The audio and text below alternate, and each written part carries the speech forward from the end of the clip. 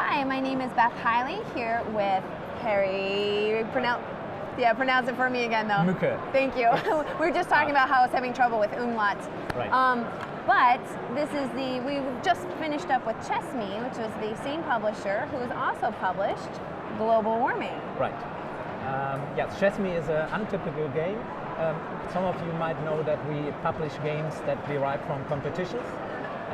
Competitions in that case means we have game authors to recycle material.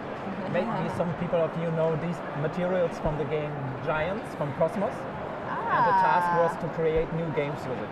This is Global Warming, the fourth games in this series published. And what's it about? It's in fact a card-based game, strategy game. And it's a very actual or recent, how do you say recent? No, recent topic.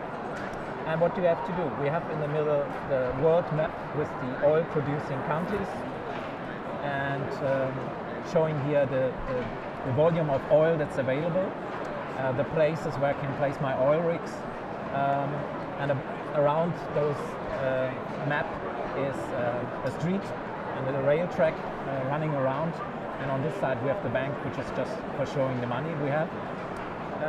In fact, what do? You have to win the game, you need to make people happy, and that's why we have consumer cards. These are the yellow cards here.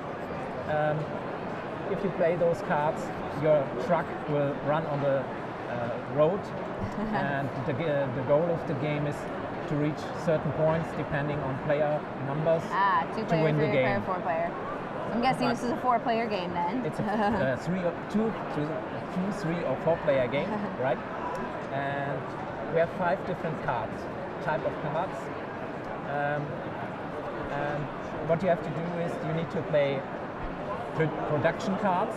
Production cards you have to play to get money. But first you will need oil. And that's why you have to place your oil rigs in some of the regions and produce oil, get the oil markers to you. So these represent units of oil. Units of oil, right. And if you want to play this card, I hope that it's visible, right? Oh yeah. It says you need 2 oil stones, tokens, so which I have here. So I can play this card and will receive $12, which I can place here on my bank map.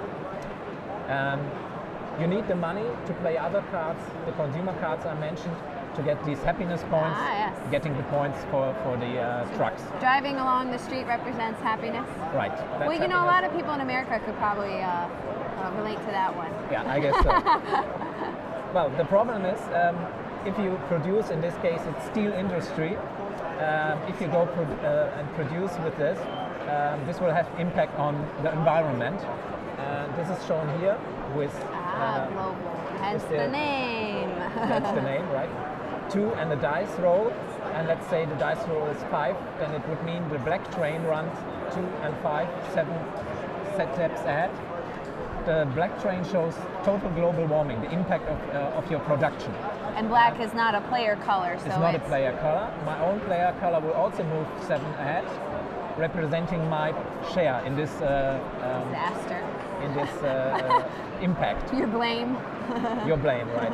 And that is the main focus in the game, because either you can win with making people happy, but the other thing is the game could end in another way. If the black train, the total pollution, reaches these oil drums, which are on certain points on the map, on the railway track. In fact, if you reach the 3rd oil drum, the game ends. And in this case, not the player who has the most points on the street will win, but the player who has least contributed to global warming. So you have two different end conditions, right? And in fact, I always say it's something like what happened after the Second World War. Everybody produces in front, and you come up to the first pollution drum, which makes tornadoes, floods, and something like that. And then people start to think, what can we do to prevent coming the black train here? And that is why you also have different cards, like this green card, which allows you, for paying money, to making people happy also. But and Also reducing the impact on the environment. And would that reduce both the black train and your color as well? No, that's the problem. It will only reduce the black train, the total global warming, but not your own contribution to it. So that makes it a little bit more difficult for you. We have different cards which are red. These are action cards that allows to change some things on the map, like replacing oil rigs, or have impact on how many cards I can reclaim from the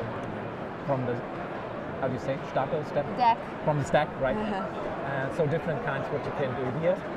And we also have a few blue cards which are event cards. Well, it's like here climate conference. Something that happens in the game will pop up in the stack and will be for everybody.